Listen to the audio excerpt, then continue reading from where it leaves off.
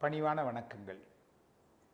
இன்றைய தினம் நாம் பார்க்க இருப்பது ஒவ்வொரு லக்னக்காரர்களுக்கு எந்த கிரகத்தால் யோகங்கள், எந்த கிரகத்தால் பாதகங்கள் என்பதை நாம் சீர்தூக்கி பார்ப்போம்.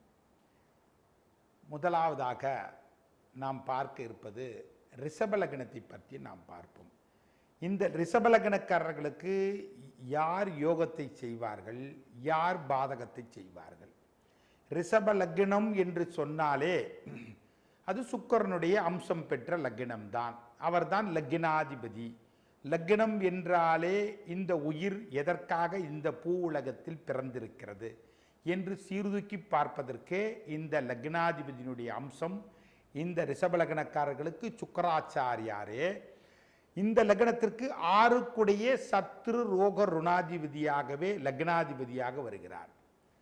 இந்த 6ஆம் இடம் என்பது சத்ரு ரோக தன்மையை உடைக்க வேண்டும் என்றால், சுப ஆதிபத்தியம் இந்த சுக்கிரன் மேலும் பெற வேண்டும் என்றால் சனியினுடைய நட்பு உறவு கொண்டிருக்க வேண்டும் இந்த சுக்கராச்சாரியார். ஏனென்று பார்த்தால் ரிஷப லக்னத்திற்கு 9, 10 என்று சொல்லக்கூடிய தர்ம கர்மாதிபதியாக இந்த சனி ரிஷப லக்னக்கார அன்பர்களுக்கு, ராசியை சொல்லவில்லை அன்பர்களே, லக்னத்தை சொல்லுகிறேன். இந்த லக்னக்காரர்களுக்கு அந்த மக உன்னதமான பிளானட்டோட இந்த சுக்கராச்சாரியார் ஒன்று கூடும் பொழுது 6ஆம் இடம் என்று சொல்லக்கூடிய குற்றவியலான அந்த சத்ரு ரோக ருண வம்பு வழக்கு கடங்கார ஸ்தானத்தினுடைய அந்த அவயோக பலாபரங்களுக்கு குறைந்து சுபயோகத்தன்மையோடு விளங்கும். மேலும் இன்னும் பூஸ்ட் ஏற்றக்கூடிய நிலையில் இந்த ரிஷப லக்னக்காரர்களுக்கு தனபஞ்சமாதிபதி என்று சொல்லக்கூடியவன் ராஜ பரிபாலனத்துக்கு சொந்தக்காரன் அந்த சனியோட கூடப்பட்ட சுக்கிரனோட இந்த புதன் கூடும் பொழுது மேலும் சுபத்தன்மையாக காட்சியளிக்கும். இதுதான் ரிஷப லக்னக்காரர்களுக்கு மிகப்பெரிய ஒரு பிராப்தம் என்றால், பிறக்கும் பொழுது ரிஷப லக்னக்காரர்களுக்கு சுக்கிரன் புதன் ஒன்று கூடி இருந்து அது சனியால் நேரடியாக தொடர்பு கொண்டு சமசப்தமமாக தொடர்பு கொண்டிருந்தாலோ அல்லது ஒன்று கூடி இருந்தாலே இந்த சிறப்பான யோகத்தை அடைவதற்காக இந்த ஜாதகனோ ஜாதகியோ இந்த உயிர் ஏற்பதற்காக ஏதுவாக அமைந்திருக்கிறது.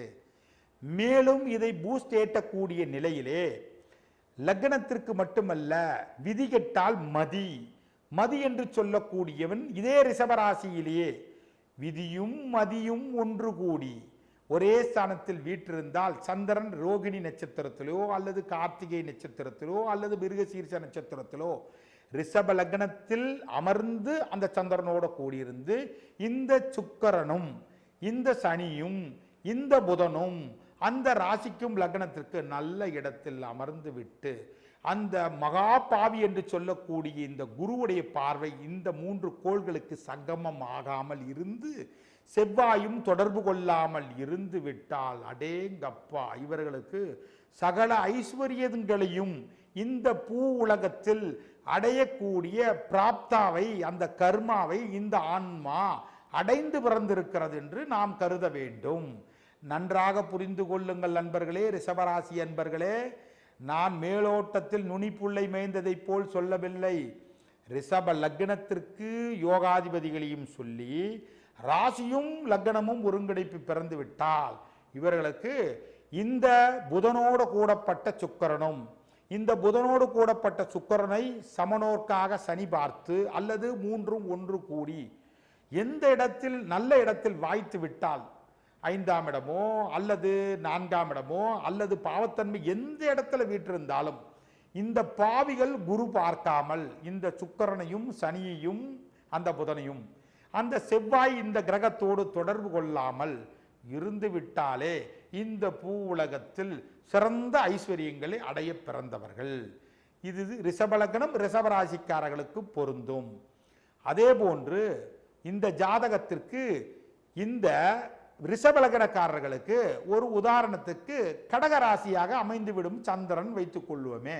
இப்போ முதலாவதாக சொன்னது ரிஷப லக்னம் ரிஷபராசிக்கு பலன் சொல்லிட்டேன். 2வது என்ன, ரிஷப லக்னத்திற்கு அதற்கு அடுத்தது கடகராசியில் அமர்ந்த அன்பர்களுக்கு அது எப்படி பலாபலன்கள் கிட்டும். அப்பொழுது கடக ராசிக்கு அப்படின்னு அமர்ந்துட்டாலே இந்த 3 பாவிகள் பாவியாக வந்துடுவாங்க. எப்படி பாவியாக வருவாங்க? ரிஷபலகணத்திற்கு சுக்கிரனும் புதனும் சனியும் நல்லோனே, தனபாவத்தை கைது வைத்தாலும் ஒரு வகையில் மைனஸா இருந்தால் நல்லோன்னு அமைஞ்சிடும். ஆனா ராசிக்கு மகாபாவி.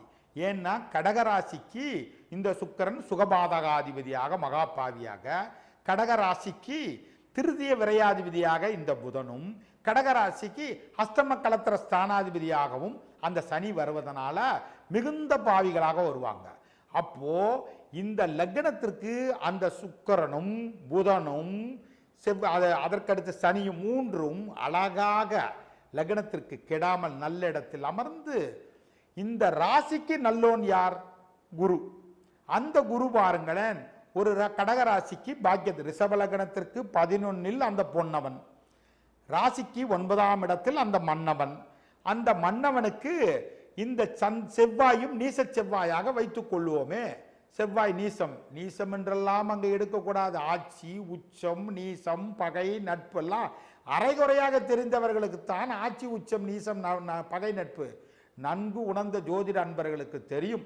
இந்த நீசமும் வேலை செய்யாது. நீசன் என்று சொன்னாலே சந்திரன் நின்ற இடத்துக்கு முதல் தர ராஜ பரிபாலனத்துக்கு சொந்தக்காரன் இந்த கடகராசிக்கு பஞ்சம கர்மாதிபதி. இந்த செவ்வாய் சந்திரனோட கூடி நீசம் ஆகலாம், தப்பு இல்லை. ஆனால் ரிஷபலகணத்திற்கு பாவி மறைந்து விட்டான். ரிஷபலகணத்திற்கு பாவி யாருன்னா சந்திரன், 3 கூடிய மாரகாதிபதி, மாரகத்திலே அமர்ந்துட்டான். அதற்கடுத்தது பாவி யாருன்னா ரிஷபலகணத்திற்கு விரையாதிபதியும் கலத்திர ஸ்தானாதிபதியாகவும் வருகிறான் இந்த செவ்வாய். அந்த பாவியும் பாருங்களேன் லக்னத்துக்கு 3ல் கெட்டு போயிட்டான். அதற்கடுத்து பாவி யாருன்னு கேட்டா மகா சண்டால் என்று சொல்லுவோமே ரிஷபலகணத்திற்கு இந்த பொன்னவன், மன்னவன், பிரகஸ்பதி என்று மகா பாவி மாரகாதிபதியாகவும் வருவான் அந்த குரு. கொல்லாமல் கொன்றுவிடக்கூடிய அந்த குரு அந்த ரிஷபலகணத்திற்கு லாபமனையில் அமர்ந்து மறைந்த லாபஸ்தானத்தில் வீற்று நிறைந்த அந்த சந்திரனை பார்ப்பான்.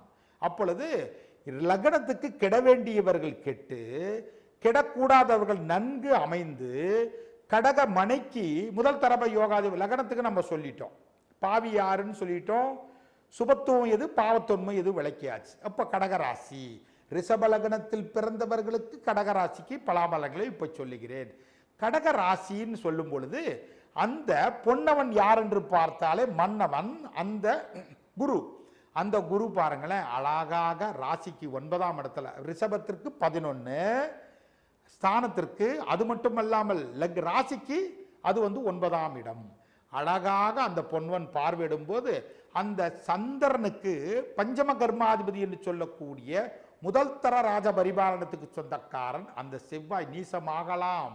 அந்த பாலனம் போன்ற அந்த வளர்பறை சந்திரனா மட்டும் இருந்துட்டா அடேங்கப்பா, இந்த பூ உலகத்தில் இப்படிப்பட்ட கிரக அடைவுகள் பிறக்கிறது. இது 100ல் ஒருத்தருக்கு அமையாதுங்க, 1000ல் ஒருத்தருக்கு, 10,000 பேத்துல ஒருத்தருக்கு மட்டும்தான் இந்த கிரக அடைவு அடையும். இதைத்தான் ராஜ பரிபாலனம் சொல்லுவோம். சரி, இதே கடகராசி இதே ரிஷபலகணத்திற்கு இந்த சுக்கிரனோ சந்திரனோ அது மட்டும் அல்லாமல் நேருக்கு நேராக பார்த்து விட்டால் அப்படியே மிக்சிங் மசாலாவா கொடுக்க வேண்டியதை கொடுக்காது, நேரத்துக்கு சாப்பிடக்கூடியவர் நேரத்துக்கு சாப்பிட முடியாதுங்கிற மாதிரி யோகத்தை நேரத்துக்கு வாரி வழங்காது, அவயோக பலாபலங்களை ஒன்றுக்கு ஒன்று சேர்ந்து கூட்டுக்கலவையாக இருந்து விட்டாலே என்னதான் கடகலகணத்தில் பிறந்தாலும் கடகராசியில் பிறந்தாலும் ரிஷப ராசியில் பிறந்திருந்தாலும் ரிஷபலகணத்தில் இவர்களுக்கு அவயோக கிரகங்கள் கூடிவிட்டால் இவர்களுக்கு சொற்ப பலாபலன்களும், சுபயோகத்தன்மையோடு பிறந்து விட்டால் நிறைந்த பலா. இப்படித்தானுங்க ஐயா. விதி கெட்டால் மதியை பார்க்க வேண்டும். அதுதான் சந்திரனை பார்க்கணும்னு சொன்ன. விதிக்கு நல்ல கிரகங்கள் அமைஞ்சிருச்சா சந்திரனை பார்க்கணும். சந்திரனுக்கு நல்ல ரிலேட்டிவான பிளானட்ஸ் நல்லா அமைஞ்சு ஆப்போசிட்டான பிளானட் சந்திரனுக்கு கெட்டு போயிருக்கணும். இந்த கோள்கள்லாம் கெட்டிருந்தாலும் இவர்களுக்கு நிறைந்த பலன்கள். அப்போ ஒரு ஜாதகத்தை பார்க்கும் பொழுது எனக்கு யோகம் வரல யோகம் வரலன்னா எங்கிருந்த ஐயா யோகம் வரும்? இது பிறக்கும் போது வாங்கிட்டு வரக்கூடிய அடையாள அட்டவணை போன்று பிறக்கும் போது இந்த கிரகத்துடைய கோள்கள் அடையணும். சரி, ஒன்று ஒரு சிலருக்கு ஆப்போசிட்டாக அமைஞ்சிருக்கும், இன்னொன்று ஒரு சிலருக்கு நன்மையாக அமைஞ்சிருக்கும். இது எப்படிங்க ஐயா பார்க்கறது? அதுதான் வாழ்க்கையில் பார்த்தீங்கன்னா ஒருத்தர் நல்லா உயர்ந்திருப்பாங்க, தப்புன்னு கீழே வந்துடுவாங்க.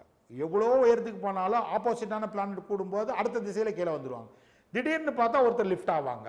இதனால தான் அபயோக பலாபலன்களும் சுபயோக பலாபலன்களும் இந்த ரிஷப லக்னத்தையும் சொன்ன, ரிஷப ராசிக்காரங்களையும் முன்னிறுத்தி சொன்ன, ரிஷப லக்னத்திற்கு கடக ராசிக்கியா பிறந்து சந்திரனுடைய அமைப்பு பிறந்து இந்த ரிஷப லக்னக்காரர்களுக்கு ஏதோ என்னால் முடிந்த அளவுக்கு ஒவ்வொரு ரிஷப ராசிக்காரர்கள் ரிஷப லக்னக்காரர்களுக்கும் ரிஷப ராசியில் அமர்ந்தவர்களுக்கு மேச ராசிக்காரர்கள் எப்படி இருப்பார்கள், ரிஷப லக்னத்தில் பிறந்தவர்களுக்கு ரிஷப ராசிக்காரர்கள் எப்படி இருப்பார்கள், ரிஷப லக்னத்தில் பிறந்தவர்களுக்கு மிதுன ராசி பிறந்தா எப்படி இருக்கும், ரிஷப லக்னத்தில் பிறந்தவர்களுக்கு கடக ராசியா இருந்தா எப்படி இருக்கும், ரிஷப லக்னத்தில் பிறந்தவர்களுக்கு சிம்ம ராசியாக இருந்தா எப்படி இருக்கும்.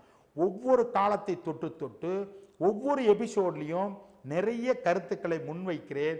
ஜோதிடம் அரைகுறையாக தெரிந்தவர்கள் கூட என்னுடைய நிகழ்ச்சி தெளிவாக எடுத்து உரைத்தால் அவர்களும் சிறந்த தலை சிறந்த ஜோதிடர்களாக நிச்சயமாக இன்றில்லை என்றாலும் நாளை, நாளை இன்றையில்லாலும் மறுநாளாவது நிச்சயமாக அவர்களுக்கு புலப்படும். இன்றைக்கு சொல்லக்கூடிய வார்த்தை வேண்டுமென்றால் கசக்கலாம், உங்களுக்கு நாளைக்கு இனிக்குமா கசக்குமான் என்பது காலம் பதில் சொல்லும்.